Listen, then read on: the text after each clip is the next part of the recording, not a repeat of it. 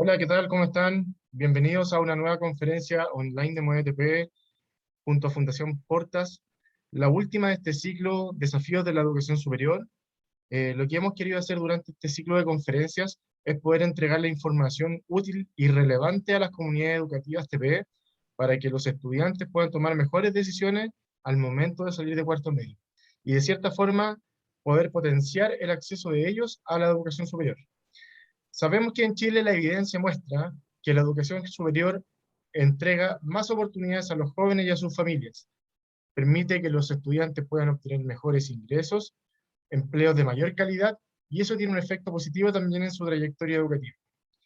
Hoy nos acompaña en esta última conferencia online Tamara Reyes, quien es psicóloga de la Universidad Católica de Valparaíso y jefa del proyecto Mineduc, para de cierta forma poder contarnos un poco respecto a las expectativas de la trayectoria educativa. ¿Cuáles son las expectativas que tienen los estudiantes de la enseñanza media TP? ¿Cuáles son las expectativas que tienen los docentes también y los apoderados? Bueno, Tamara nos va a contar durante esta actividad, así que le damos la bienvenida a Tamara y aprovechamos de contarle que esta conferencia quedará grabada y la podrán ver durante los próximos días en las redes sociales de MUETP. Adelante, Tamara, un gusto saludarte.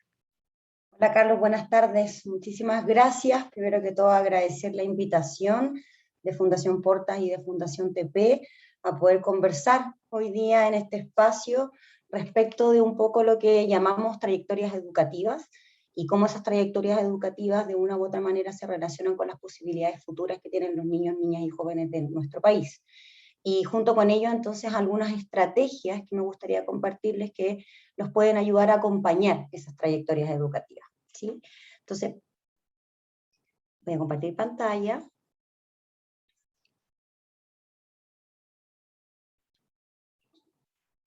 La cosa de la tecnología.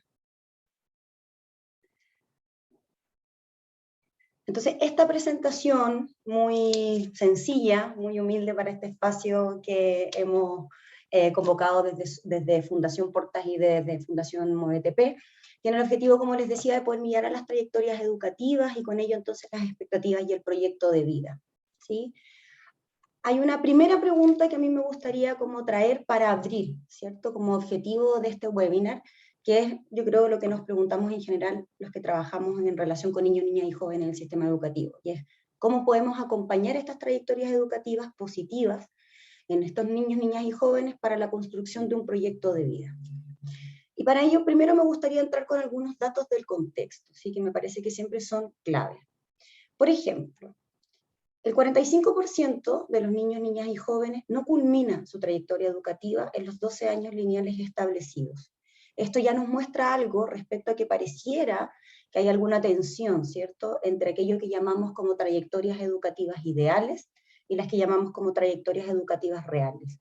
Hay un alto porcentaje de estudiantes, casi el 50% de aquellos que están considerados en el sistema educativo, que no logra terminar en 12 años.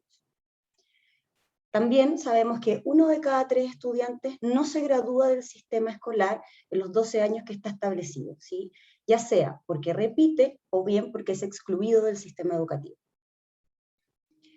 En ese sentido, la repitencia escolar ha aumentado de 2 a 4% en la última década, lo que también nos permite mirar y decir, ok, ¿qué es lo que estamos acompañando? ¿Cierto? ¿Qué acompañamos cuando acompañamos trayectorias educativas? Cuando pareciera ser que aquello que hemos trazado no se acerca a las características y a las condiciones propias de cada niño, niña y joven. Esto, por supuesto, tiene efectos, y uno de esos efectos es que cada 12 minutos un estudiante es excluido de la escuela o del sistema educativo. Cada 12 minutos un chico sale del sistema educativo. Desde ahí entonces además se proyecta que hay 40.000 niños, niñas y jóvenes que debieran estar en el sistema educativo formal, pero que este año 2021 no se matricularon. Como efecto además de la pandemia y del contexto de emergencia sanitaria en el que hemos estado viviendo los últimos 2 años casi. El 62,5% de niñas, niñas y jóvenes que abandonan el sistema escolar pertenecen además al 40% de la población con menores ingresos. Eso nos permitiría entonces pensar que las trayectorias vitales y las trayectorias educativas de los niños, niñas y jóvenes están atravesadas por factores, y que entre más factores de complejidad, mayor riesgo de no continuación del proyecto educativo. Esa cifra, llevada como a otro tipo de dato para mostrar de qué estamos hablando, nos dice que 7 de cada 10 niños, niñas y jóvenes que están fuera del sistema escolar, además viven en situación de pobreza. O sea, no solo son del porcentaje con menores ingresos, sino que además están en situación de pobreza. Y un 11% de las y los estudiantes de primero medio no logra avanzar de nivel educativo porque no se logran adaptar a la transición. Lo que nos hace nuevamente entonces mirar qué estamos entendiendo por trayectorias educativas. ¿Sí? Estos datos son del Observatorio de Trayectorias Educativas, que es una iniciativa que incorpora a varias organizaciones de la sociedad civil y del mundo de la educación, que justamente viene a tomar este desafío y a decir, ok, ¿qué está haciendo el sistema educativo y qué podemos hacer todos nosotros desde nuestro rol para aportar a trayectorias educativas que den respuesta a este desafío y que entonces aporten a la continuidad de estudio y a la construcción de un proyecto de vida? ¿Sí? Entonces el dato más fresquito, pero también más brutal, por qué no decirlo, es que hoy, en el dato del 2020, hay 186.000 niños aproximadamente, niños, niñas y jóvenes, que se encuentran excluidos del sistema educativo, ¿sí? Y en los que se proyecta además, a partir de la pandemia, que 80.000 niños más salgan del sistema. ¿Cuáles son los factores que explican estos datos? Y que me parece importante comentárselos, porque algunos, claro, podremos pensar que no están en nuestras manos, ¿cierto? Que son condiciones más macroestructurales o que son un poco ajenas al trabajo que hacen los docentes o que hacen las comunidades educativas, pero que conversan y articuladas entre sí generan el fenómeno que hoy día vemos como de exclusión educativa, y entonces nos invitan a mirar las trayectorias. Por un lado, el nivel socioeconómico de las familias. Por otro lado, el ausentismo crónico, que no es solamente aquel chico que está fuera, ¿cierto? O que asiste poco, sino es aquel que, estando dentro del sistema, pareciera no participar de la vida de la escuela y por lo tanto tampoco de las experiencias pedagógicas. La repitencia, el consumo de drogas y alcohol, que si bien no hay estudios, ¿cómo decirlo?, certeros que hagan la relación, sí pareciera que hay alguna, ¿sí? La maternidad y la paternidad adolescente como una experiencia de vida que tiende a ser incongruente con la posibilidad de continuar estudiando. El capital cultural de las familias, el rezago escolar, es decir, qué nos pasa con aquellos niños, niñas y jóvenes que empiezan a detener su proceso o interrumpirlo en distintos momentos, que de pronto regresan al sistema educativo, pero vuelven a salir, ¿sí? Se va generando la idea del rezago escolar.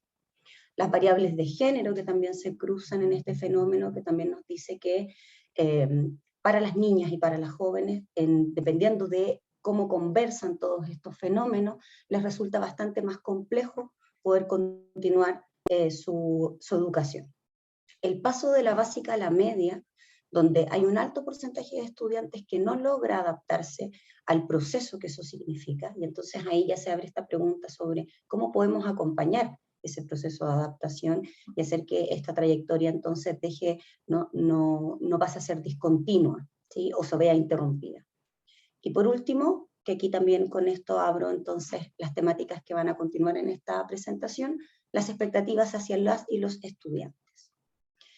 Estos datos vienen de distintos lados, hay fuentes, está la CACEN, hay distintas encuestas de opinión, y me pareció importante compartirles la voz de las y los estudiantes, lo que dicen los niños y niñas y jóvenes respecto a cómo se sentían y cómo eran acompañadas sus trayectorias educativas dentro de las escuelas.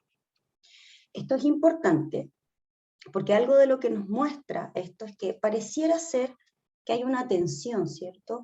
Hay un versus entre las trayectorias vitales, que son todas aquellas que tienen que ver con la vida de los estudiantes, no necesariamente o no solo exclusivamente dentro de la escuela, sino que también lo que tiene que ver con su familia, con las redes, con los espacios en los que se desenvuelven, y las trayectorias educativas reales pareciera que no conversan con las trayectorias educativas que el sistema ha definido, ¿cierto?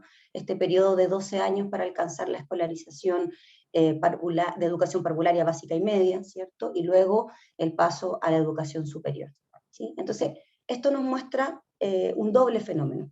Cuando estas dos cosas no se encuentran, tenemos el riesgo de la exclusión educativa. Y cuando estas dos cosas conversan, es cuando se abre el desafío de acompañar entonces trayectorias educativas considerando las trayectorias vitales. Entonces haciendo ajustes, planificaciones o tomas de decisiones que permitan a los estudiantes sostener su proceso educativo y avanzar en la construcción de un proyecto de vida.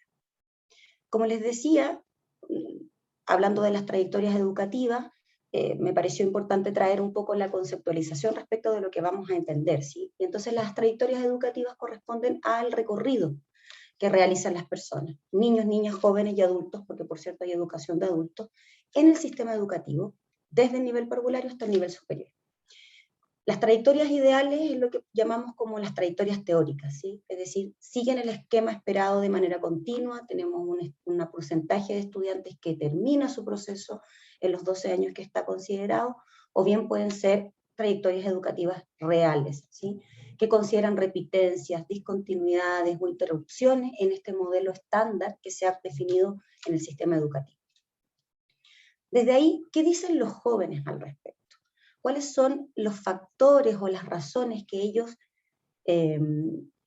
verbalizan y expresan que influyeron en sus trayectorias educativas, ¿sí? Facilitando o complejizando en este caso la construcción de su proyecto vital y probablemente marcando entonces el ritmo del proceso educativo que llevaron?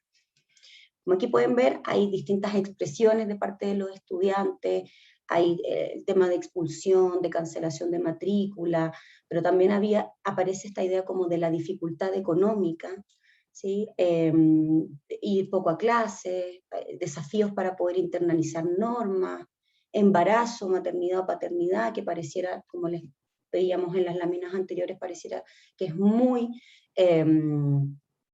incongruente con la expectativa de lo que un estudiante es, porque no había un establecimiento cercano, porque a nadie le interesaba que estudiara, porque no había un adulto significativo que apoyara el proceso educativo, porque se sentían como un número más, porque repitió varias veces, entonces el rezago pedagógico se hizo evidente, porque tiene que buscar trabajo, ¿sí? O está trabajando directamente, y eso también pareciera que es incompatible con acompañar el proceso educativo, ¿sí? Lo que nos muestra es que el sistema educativo se ha ido constituyendo como una experiencia que no conversa o que es aislada de lo que es la vida cotidiana de los niños, niñas y jóvenes. Pareciera que en ciertas características o con ciertas condiciones, los chicos tienen que optar si estudian y se forman y desarrollan un proyecto de vida que conduzca idealmente a la educación superior, en esta idea que mencionaba Carlos al inicio de la educación, ¿cierto?, como un habilitador también de derechos y de oportunidades, o bien optan por dedicarse a aquellas condiciones que están hoy en su trayectoria vital y que son absolutamente incongruentes con el modelo.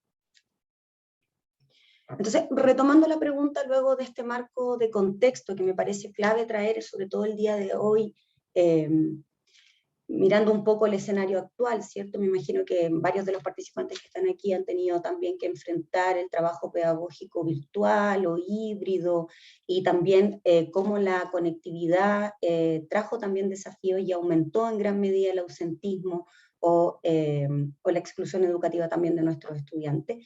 Entonces, como les comentaba, la pregunta que quiero hoy día invitarles a hacer también es cómo podemos acompañar trayectorias educativas positivas en niños, niñas y jóvenes para la construcción de su proyecto de vida, ¿sí? Tomando como en consideración que pareciera que están todas estas condiciones dando vuelta en el sistema, y cómo podemos hacer para poder trabajar con ellas y acompañar a nuestros estudiantes en sus decisiones y en sus sueños y en sus intereses.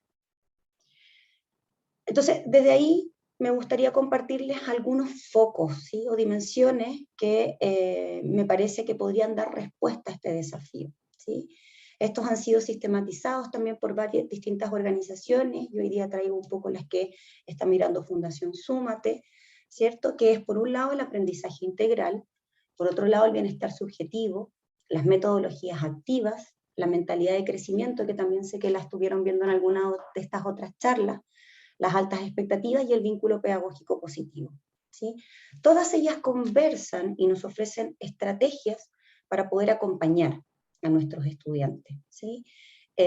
Nutriendo el trabajo pedagógico de distintos aspectos que bien articulados pueden ofrecer una alternativa para que ningún niño, niña y joven en el sistema piense en abandonar sus sueños y su proyecto de vida y con ello las oportunidades que ofrece para ellos, sus familias y sus comunidades, porque su trayectoria de vida no responde a lo esperado, ¿sí? Me voy a detener más en algunas de estas que me parece que son claves, entendiendo que hay otras que también se pueden haber profundizado quizás en las otras charlas también, ¿sí? Quiero un poco entrar en lo que llamamos el aprendizaje integral. Hoy día está muy en boga, ¿cierto?, incorporar aspectos socioemocionales en el trabajo directo con los estudiantes, y no tan solo, o ya no tan solo, desde un poco preguntarnos o buscar instancias extras al trabajo pedagógico para esta dimensión, sino que más bien incorporadas en el trabajo pedagógico directo, ¿sí? Y con ello entonces como objetivos de aprendizaje. El aprendizaje integral, a mi modo de ver, y compartiéndolo también con el modelo de Fundación Súmate, que yo les traigo hoy día y les pongo a disposición, tiene, yo diría, 4 dimensiones o 4 focos. Por un lado, que el conocimiento, y entonces la construcción de aprendizajes, involucra una dimensión que es afectiva, ¿sí? Por otro lado, que hay todo un sistema orgánico, biológico, ¿cierto?, que viene muy desde la neurobiología, donde nos habla de que hay distintos cerebros, y cómo esos cerebros también participan, ¿cierto?, en el desarrollo de aprendizaje. Por otro lado, algo que nos parece interesante, me parecía interesante también traer hoy día, es aquello que tiene que ver con las perspectivas de la educación popular, ¿cierto?, con esta dimensión de la educación integral, de la educación humanizadora y de la educación transformadora también. La idea de pensar a las escuelas, a la práctica pedagógica y al trabajo con los estudiantes como ejes de transformación de la vida directa de esos estudiantes, pero también de las familias, de las comunidades y del mundo social más amplio donde ellos se desenvuelven, ¿sí? Y también la idea de algo que llama un pensamiento decolonial, ¿sí?, que tiene que ver como con esta posibilidad de mirar el aprendizaje desde una mirada integral, holística, comunitaria, espiritual, ecológica, que se va transformando, ¿cierto?, y va ajustándose también a los cambios sociales que vamos enfrentando. Hace años atrás, la perspectiva ecológica o la perspectiva de resguardo de derechos no estaba considerada en el modelo educativo como tal, pero hoy, a partir también de los cambios sociales que vivimos como país, pero también como el mundo completo, se vuelven un desafío, ¿cierto? Entonces, pensar la educación también como en esta idea de ir transformando paradigmas y con ello cambiando el mundo que conocemos, ¿sí? Entonces, desde ahí el aprendizaje integral concibe 3 dominios, principalmente el dominio de lo cognitivo, el dominio de lo socioemocional y el dominio de lo conductual. Ninguno de estos dominios tiene prevalencia sobre el otro, sino que conversan entre sí. Y en cada experiencia de aprendizaje se ponen en juego estos 3 dominios, ¿sí? Y acompañar estos 3 dominios desde el trabajo pedagógico, desde las prácticas, pero también desde las planificaciones de las comunidades educativas, poner el eje de estos 3 dominios al centro del quehacer de una comunidad educativa, abre algunas posibilidades, ¿sí? Por un lado, aportar a la transformación conductual positiva, esto es pensar cómo nos relacionamos, cómo nos comportamos y cómo ese compartir, cómo ese comportarnos tiene implicancias en el aprendizaje, en tanto va modelando formas de relacionarnos y de actuar en el mundo, ¿sí? Aparece entonces también esta idea del bienestar subjetivo, entendiendo entonces que frente a cada experiencia se pone en juego el bienestar subjetivo, donde el componente socioemocional es clave, ¿sí? Y ahí se abre entonces este desafío de ¿qué entiende cada uno por bienestar subjetivo? ¿Qué entiende un estudiante por estar en bienestar? ¿Entiende exactamente lo mismo que yo? Entonces pongo en juego marcos de referencia que permitan construir nociones de bienestar subjetivo tanto individual como dentro de la comunidad educativa. Y todo esto permite apuntar a algo que ha venido siendo el desafío, como comentaba Carlos al inicio de su presentación, ¿cierto? Como la idea de proyectar, ¿sí?, una forma de vivir, que vamos a llamar proyecto de vida, ¿cierto? Donde ojalá la educación superior aparezca también en tanto oportunidad.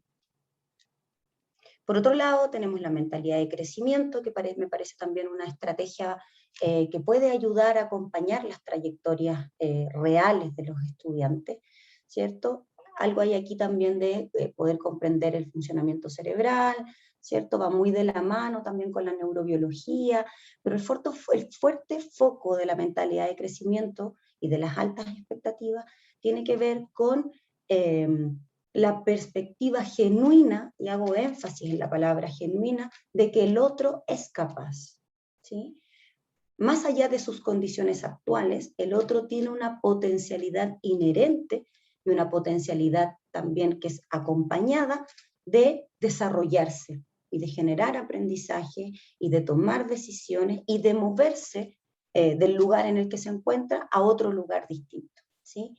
La mentalidad de crecimiento, como probablemente lo vieron en la otra charla que se refirió más extensamente a ella, posibilita el desarrollo de un vínculo pedagógico que es positivo, ¿sí? Y ese vínculo pedagógico está marcado por la genuidad de ese vínculo, ¿sí? En tanto crees capaz de desarrollar y de ser protagonista de su propio proceso y desde ahí seguir creciendo y seguir desarrollándose.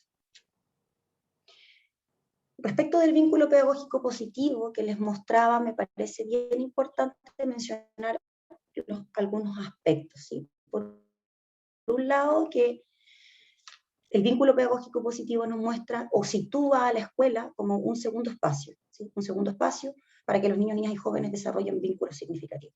Esto es bien importante, sobre todo en contextos de vulneraciones de derechos, porque las escuelas y los establecimientos educativos en general, los liceos, se ubican como agentes que pueden transformar los vínculos en los que los estudiantes se mueven habitualmente. Y esto abre entonces una alternativa y una oportunidad de modelar, ¿sí?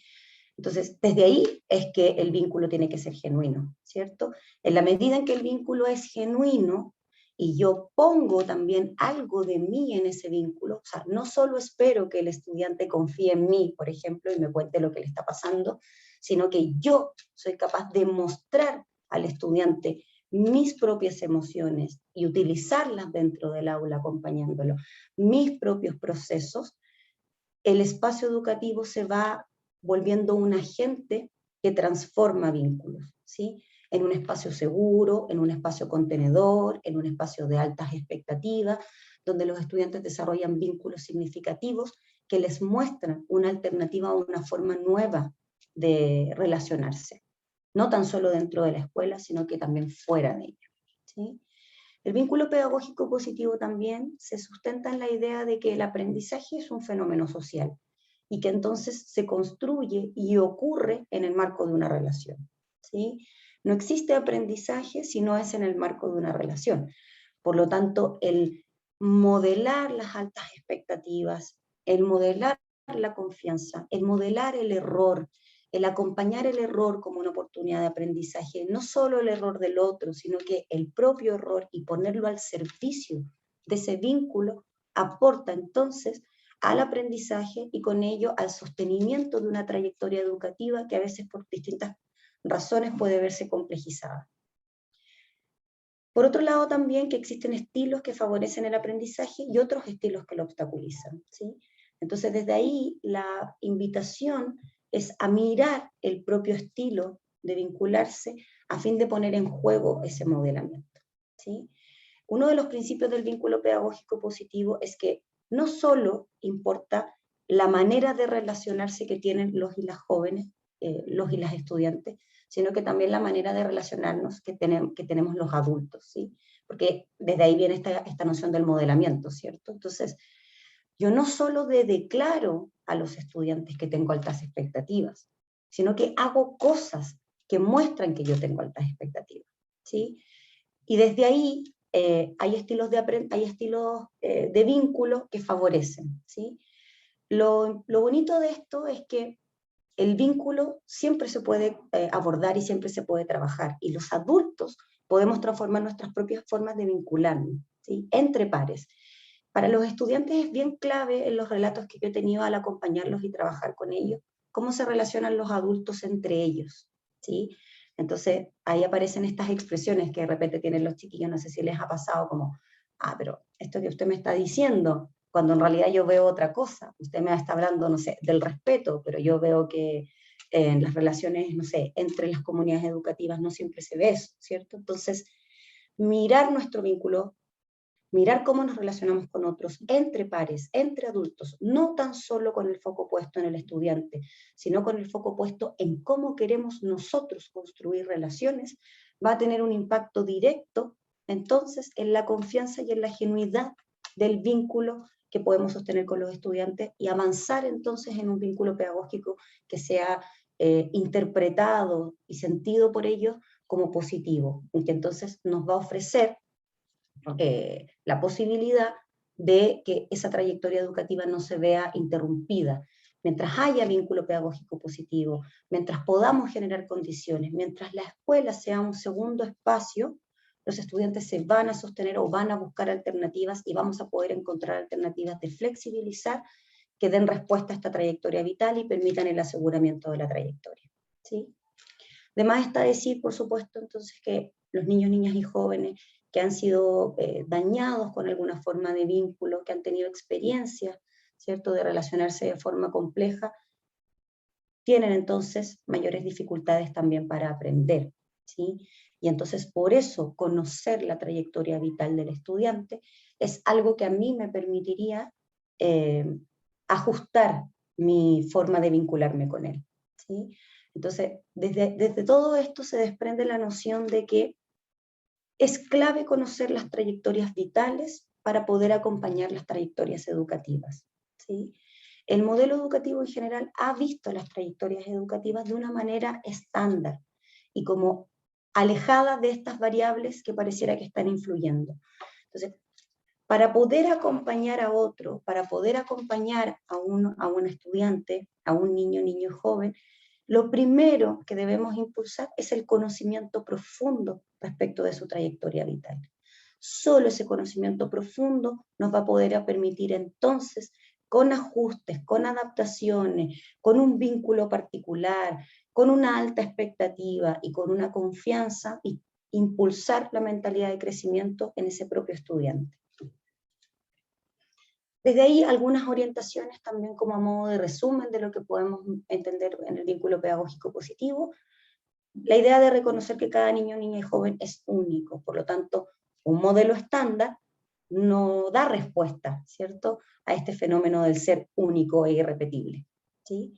Por otro lado, abre el desafío o la consideración de cómo lograr aprendizajes, ¿sí?, en una relación que es afectuosa y respetuosa de la historia, respetuosa del contenido y de cómo se aborda ese contenido.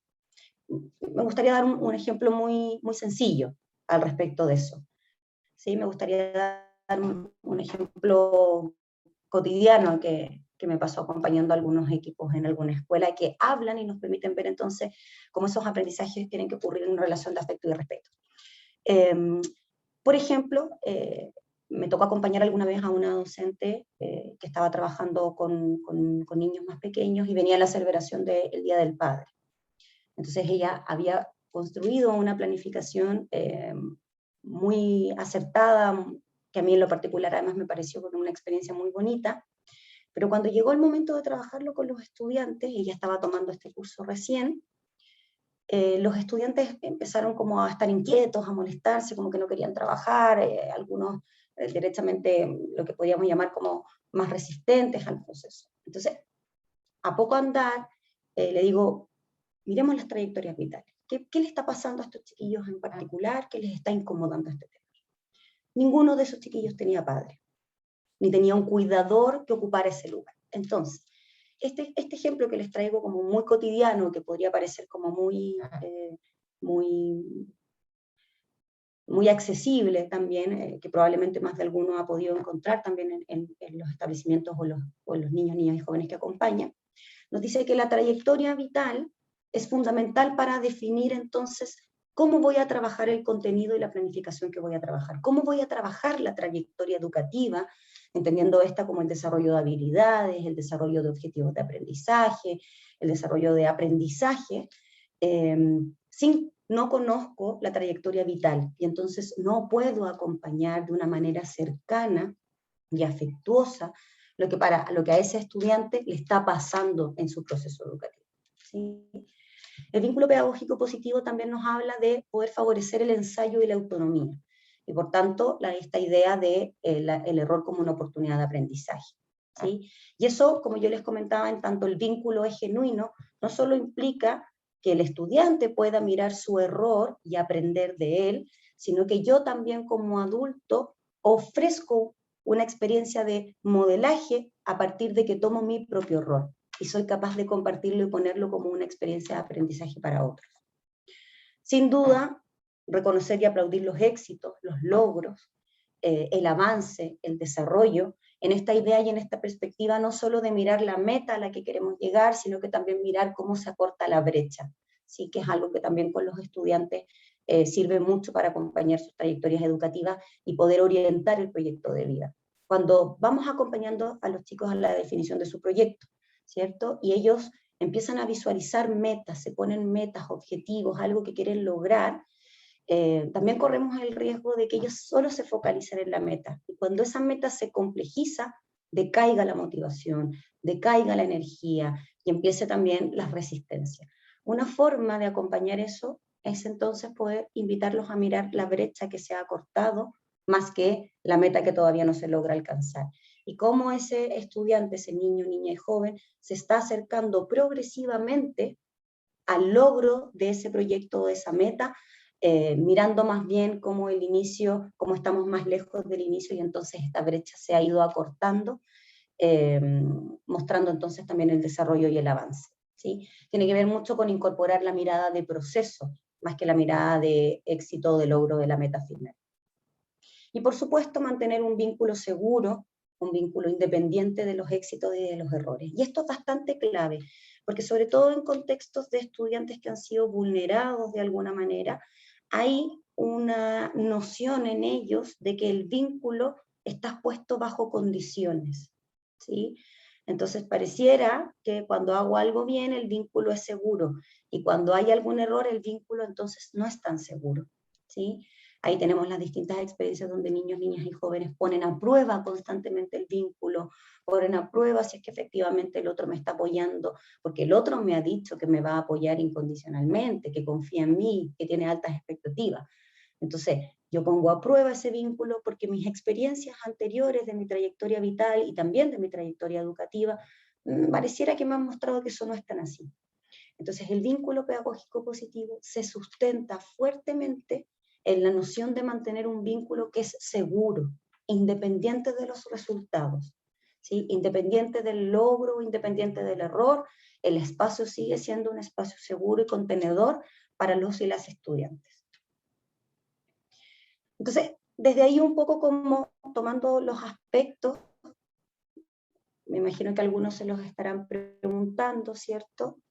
¿Cómo podemos entonces, desde los distintos roles acompañar, dando respuesta a las necesidades y características de todas y todas, tomando aspectos de este tipo? Aprendizaje integral, que yo no tengo duda que muchos de ustedes ya lo están haciendo, pero ¿cómo conversa ese aprendizaje integral con la noción de bienestar subjetivo, con cómo entienden los niños, niñas y jóvenes qué es estar bien, qué es sentirse bien dentro del espacio educativo, qué es sentirse bien con las condiciones que los rodean, ¿sí? Las metodologías activas, por cierto, que también hoy en día están muy en boga, me imagino que muchos de ustedes han podido empezar a adentrarse, sobre todo en el contexto actual de pandemia, que fue un gran desafío incorporar las metodologías activas. Hay un fuerte boom hoy día del aprendizaje basado en proyectos, del aprendizaje basado en juegos. Entonces, cómo estas metodologías activas que conversan fuertemente con el aprendizaje integral nos ayudan entonces a acompañar trayectorias y acompañar las necesidades y las características de todos y todas, ¿sí? La mentalidad de crecimiento, que ya la mencionamos, las altas expectativas como un eje clave, donde todo esto se pone en juego desde el vínculo pedagógico positivo. Si yo tuviera como que mirar acá y priorizar, diría que es el vínculo pedagógico positivo el que el que de alguna manera articula y mueve estos otros aspectos. Solo en esta idea en la que yo me involucro genuinamente con el otro y desarrollo un espacio seguro, va a poder entonces desarrollarse la mentalidad de crecimiento. Van a haber entonces altas expectativas. Me voy a preocupar por el bienestar subjetivo. Voy a entonces considerar las habilidades socioemocionales, por ejemplo, en esta perspectiva del aprendizaje integral, ¿sí? Voy a buscar metodologías activas que me permitan entonces trabajar estas dimensiones. ¿Para qué hacer todo esto? También un poco para ir como ordenando, ¿cierto? Cristalizando algo de lo que les he querido compartir hoy día. Primero, porque de una u otra manera trabajar las trayectorias educativas ideales versus las trayectorias educativas reales, trabajar esta tensión que existe desde el modelo estándar versus lo que probablemente todas y todos ustedes se encuentran dentro de las escuelas, de los establecimientos, de los liceos, trabajar entonces con las trayectorias reales nos permite entonces asegurar la continuidad de estudios, ¿sí? Y amarrar el proyecto de vida. El proyecto de vida nos surge, recuerdo una conversación que tenía también aquí con Carlos en algún momento, el proyecto de vida no surge en cuarto medio, ¿sí? No surge tampoco en tercero medio. El desafío que al acompañar trayectorias reales es que entonces ese proyecto de vida empieza a aparecer cuando los niños, niñas y jóvenes sueñan la vida que quieren tener. Y para poder soñar una vida distinta, deben tener experiencias distintas. Entonces, el proyecto de vida se cristaliza, en el mejor de los casos, en la orientación vocacional y en la definición de aquello en lo que va a continuar cada niño, niña y joven después del sistema educativo formal, ¿cierto? Educación superior, u otras oportunidades u otras decisiones que tomen. Pero este proyecto de vida que se cristaliza en las decisiones y reflexiones que más fuertemente se acompañan en las comunidades educativas durante tercero o cuarto medio, desde la noción de trayectoria real, desde la noción de trayectoria educativa real y desde la noción de trayectorias vitales dentro del espacio educativo, se acompañan desde siempre. Porque en la medida en que yo tengo vínculo positivo y genero altas expectativas, ese chiquillo va a soñar alto. En la medida en que yo tengo alta mentalidad de crecimiento, acompaño que él visualice alternativas. Porque en la medida en que desde las trayectorias reales a mí me preocupa el bienestar subjetivo, ese chiquillo va generando perspectivas distintas de la vida que puede tener. Porque en la medida en que yo doy respuesta a la trayectoria real a partir de un aprendizaje integral, ese chiquillo empieza a configurarse, ¿cierto?, como sujeto, ¿sí? Como un sujeto con habilidades socioemocionales, con comportamientos, con aprendizajes, con un dominio cognitivo, con un dominio emocional, con un dominio del cuerpo también, ¿sí? Entonces, aquello que se cristaliza en tercero y cuarto medio, desde la perspectiva de trayectorias reales, se acompaña desde siempre en el proceso educativo, ¿sí? Entonces, aquí se abre esta invitación bien bonita, quizás para quienes trabajan en educación parvularia, ¿cierto? ¿Cómo acompaño ya la trayectoria real de esa diversidad de niños que permita ir visualizando alternativas, intereses, sueños, que luego van a terminar probablemente la decisión que tomen en tercero y cuarto medio la mayoría de los estudiantes. Digo la mayoría porque, como veíamos en los datos iniciales, solo el 55% de los estudiantes terminan en este momento. Hay algunos otros que les va a tomar un tiempo más, según las características de cada una de sus trayectorias, puede llegar a ese momento de definición, ¿sí? Me gustaría, a modo de también como de cerrar para abrir espacio a las preguntas, mencionar tres aspectos que me parecen clave. ¿Para qué acompañar trayectorias reales? Porque entonces resguardamos el derecho a la educación, ¿sí? Cuando yo pongo el trabajo o el quehacer pedagógico y el quehacer completo de la comunidad educativa con el foco en la trayectoria real, entonces resguardo que niños, niñas y jóvenes no se sientan excluidos, no sientan que sus características y que sus condiciones de vida o de su trayectoria vital no logran conversar con el sistema educativo, ¿sí? Esta idea de un estudiante o un estudiante que abandona el sistema porque ahora tiene que trabajar, lo único de lo que nos muestra es que nuestro sistema no se ajusta a la vida y no debiese ser incompatible el trabajo con la escuela.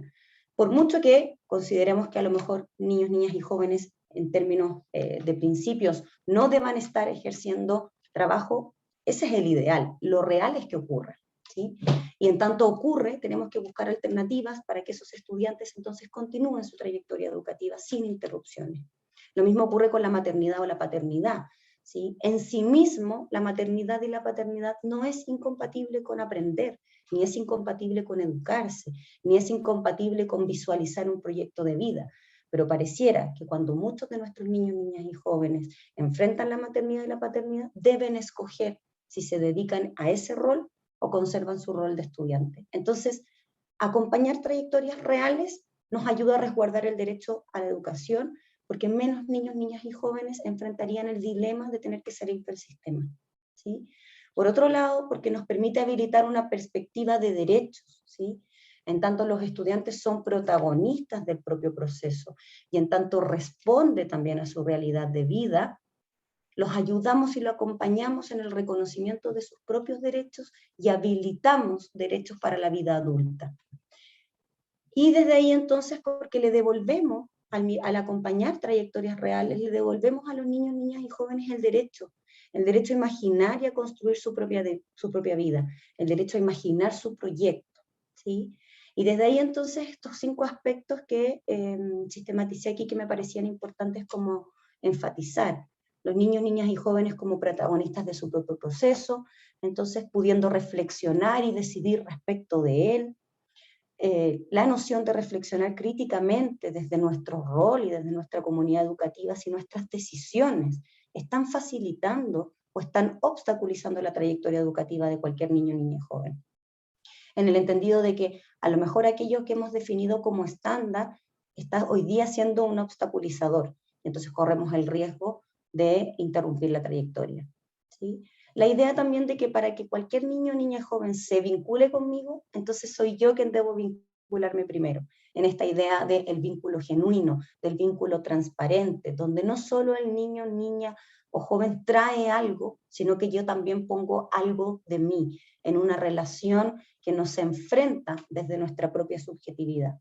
Así como los jóvenes, así como los y las estudiantes tienen formas de vincularse, nosotros los adultos también. Entonces, la invitación que abre la noción de trayectoria real y la noción de vínculo pedagógico positivo no es solo acompañar a otro, que en este caso los niños, niñas y jóvenes, sino que a mirar mi propia forma de relacionarme y a construir una forma de relacionarme nueva y distinta. En esa misma línea que las altas expectativas se modelan, no solo se declaran, ¿sí? Y entonces yo hago cosas para demostrar las altas expectativas que yo tengo, ¿sí? Y en quinto lugar, validar los intereses y los sueños de los niños, niñas y jóvenes, incorporándolos en las planificaciones y en las acciones a realizar en la comunidad educativa, ¿sí? Y eso lo da el conocimiento profundo entonces de sus trayectorias vitales y de quiénes son y de quiénes quieren ser, ¿sí? De pronto traemos un contenido a la experiencia pedagógica que no conversa ni con su trayectoria vital, ni con los sueños que ellos tienen, ¿sí? Sería como en este ejemplo que yo les daba respecto del Día del Padre, como pensar en un contenido pedagógico relacionado con la paternidad o la maternidad, cuando ninguno de nuestros estudiantes quiere ser padre o madre, ¿sí? Es como el contenido que ellos nos traen, sus intereses, sus sueños, sus proyectos, son incorporados para el trabajo pedagógico y entonces este trabajo pedagógico es contextualizado, dando respuesta al desafío que ellos mismos van trazando en su propio proceso. ¿Sí? Eso principalmente, por mi parte, traté de abarcar la mayor cantidad de aspectos que me parecía clave. Me gustaría abrir, Carlos, unos minutos para la ronda de preguntas, para poder recoger algunas impresiones o inquietudes de los participantes.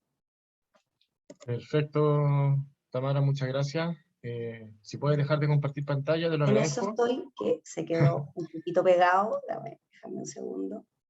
Sí, tenemos dos preguntitas. Ahí sí. Hasta ahora, así que si tienen más dudas las pueden dejar en el chat. La primera pregunta tiene que ver con que durante tu conferencia muchas veces mencionaste el concepto altas expectativas. Uh-huh. ¿Cómo se pueden modelar las altas expectativas para que no se transformen en frustración? Sobre todo considerando, por ejemplo, que los estudiantes de la enseñanza media técnico-profesional tienen tasas de acceso a la educación superior mucho más bajas que en el caso de los estudiantes de la educación científico-humanista. Uh-huh. Esa es la primera pregunta. Esa es un elemento bien, bien interesante que traen, porque sin duda acompañar altas expectativas y acompañar las trayectorias reales nos trae el desafío también de mirar como las condiciones macroestructurales en las que nos movemos, ¿sí? Algunas de ellas son las que yo también les mencioné al inicio de la presentación, ¿cierto? Ustedes también tienen el dato cuando mencionaban de que solamente el 41,3% de los jóvenes de escuelas municipales ingresa a la educación superior, ¿cierto? Entonces, el acompañamiento de las altas expectativas, yo diría, no sé si con eso voy a responder la pregunta, que tiene que ver principalmente con valorar y acompañar el desarrollo de las propias capacidades, ¿sí? Más que tener altas expectativas en que todos los estudiantes van a entrar a la educación superior o todos los estudiantes van a poder continuar con lo que también el modelo estándar ha definido, yo diría que tiene que ver con que ese propio chiquillo se dé cuenta de las capacidades que tiene, ¿sí? Y de cómo esas capacidades le van a permitir tomar decisiones no solo en este ámbito de su vida, sino que en todos, ¿sí? Que tiene potencialidades y que tiene alternativas y que esas alternativas no están exclusivamente cerradas desde afuera.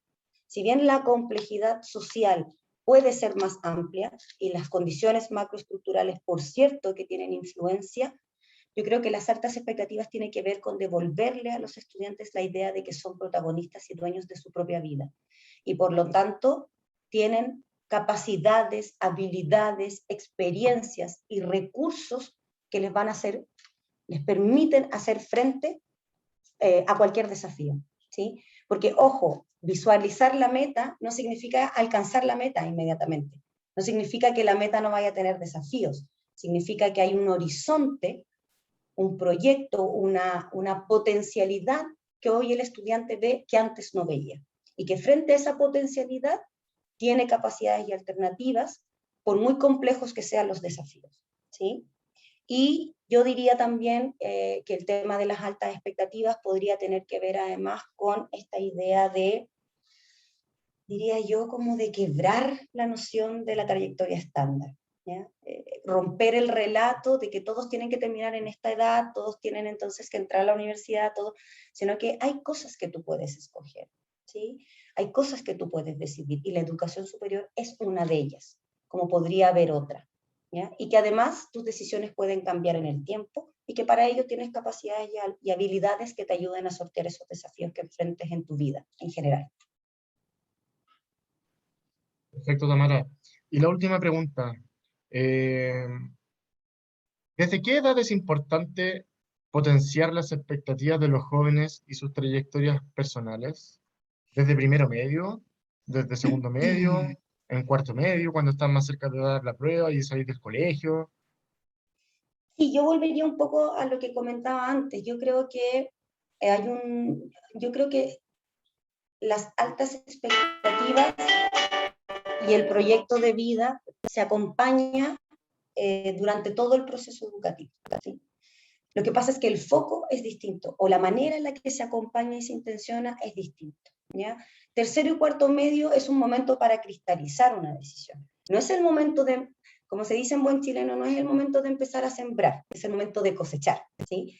A tercero y cuarto medio los chiquillos deberían haber llegado con una plena conciencia de sus intereses, qué les gusta, para qué son buenos, dónde quieren estar, qué quieren hacer, y entonces los adultos que acompañan en tercero y cuarto medio los ayudan más bien a ordenar, a mapear esa información que tienen y los acompañan en, entonces, conducir, en tomar decisiones. Tercero y cuarto medio debiese ser un momento para ir tomando decisiones, no un momento para pensar qué es lo que a mí me interesa.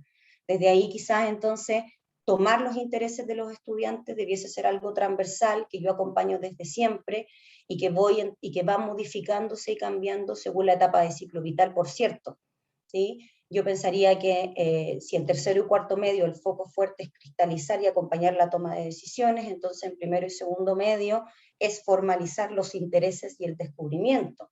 Durante la educación básica, entonces, la posibilidad de explorar, es explorar diversas alternativas para apoyar el autodescubrimiento.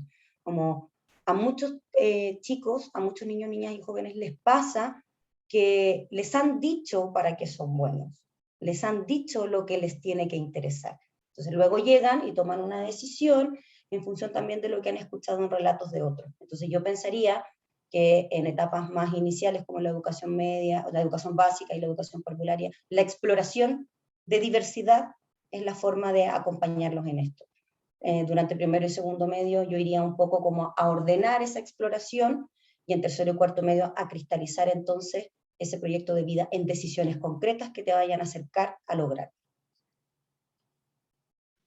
Pero Perfecto, para mí Tamara. hay que acompañar el proyecto vital desde la primera infancia. Desde los niños, empezar a construir, ¿Quién a quiere ordenar ser? y a materializar la decisión. Exacto. Es el momento de soñar. ¿Quién quieres ser? ¿Dónde quieres estar? ¿Qué te gustaría? ¿Dónde te ves? ¿Cuáles son tus intereses? ¿Qué no te gusta? En general tendemos a preguntar por las cosas que les gustan. Hay que preguntar también por aquello que no quieren hacer. ¿Dónde no te ves? ¿Dónde no te gustaría estar? Y eso se puede hacer desde mucho antes que tercero y cuarto medio, sin duda. Perfecto, Tamara. Tenemos la última pregunta, nos quedan 3 minutos. Ninfa Alicia Agurto Yáñez nos pregunta, ¿cómo visualiza usted el desarrollo de la educación emocional en los establecimientos TP y qué rol les adjudica? Uy, es un súper desafío, porque además como que el boom de lo socioemocional explotó también a partir de la pandemia. Yo creo que la pandemia con toda la complejidad que ha traído algunas cosas buenas y yo creo que eso es poner como esta alerta en el desarrollo socioemocional. En la educación TP yo me inclinaría un poco para dar una respuesta concreta y que se lleve algo. Yo pensaría un poco en la incorporación de objetivos relacionados con las habilidades socioemocionales directamente en la planificación curricular, ¿sí? Directamente haciendo conversar. Y desde ahí es que me parece, por ejemplo, que la metodología de aprendizaje basado en proyectos, las metodologías activas, dan una súper buena oportunidad para incorporar las nociones de aprendizaje socioemocional. Yo soy de la perspectiva de que como está pensada o como está organizado el proceso pedagógico de manera más tradicional en el sistema educativo en general, no abre la puerta para incorporar tantos aspectos socioemocionales. Y yo creo que ahí buscar metodologías diversas, como las metodologías activas, son una buena herramienta para incorporar lo socioemocional, mientras también se va generando un modelo educativo que ya lo traiga como incorporado desde lleno. Yo creo que hoy es el desafío de las comunidades educativas y del sistema en general, no solo para el TP, ¿sí? Yo diría también para la educación superior, además, donde hay muy poca cobertura de lo socioemocional, y también en educación media y básica, yo creo que es un desafío a nivel país ir sistematizando cómo vamos a considerar y vamos a trabajar las habilidades socioemocionales en educación. Perfecto, Tamara, muchas gracias por tu participación en esta conferencia. Gracias, Rodrigo, por tu mensaje. Y sí, efectivamente, mucho por pensar. Hay que seguir avanzando y trabajando en mejorar las trayectorias de los estudiantes, en mejorar sus expectativas, no solo de ellos, también de sus profesores, de sus familias, de los directores de los colegios, del sistema en general, para que todos tengan las mismas posibilidades de poder soñar en grande cuando llegan a la enseñanza media, de poder cumplir sus sueños cuando salen de cuarto medio, y eso es muy importante, po. Por eso también hemos querido desarrollar este ciclo de conferencias, Tamara. Ya con esta charla damos por cerrado ya este año 2021 de conferencias online sobre desafíos de la educación superior. Así que queremos agradecerle también a la Fundación Portas por poder facilitarnos su colaboración en este proyecto.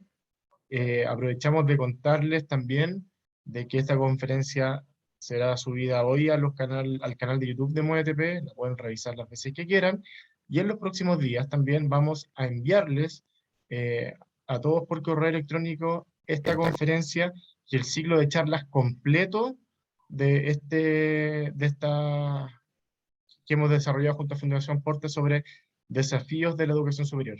Lo importante es que lo puedan usar, que lo puedan ver adultos, que lo puedan ver estudiantes, porque son conferencias súper concretas que abordan necesidades que tienen las comunidades escolares TP de Chile. Así que muchas gracias nuevamente, Tamara. No, Saludos muchas a gracias a todos ustedes. y que estén muy bien y que tengan una muy buena tarde. Chao, chao, muchas gracias.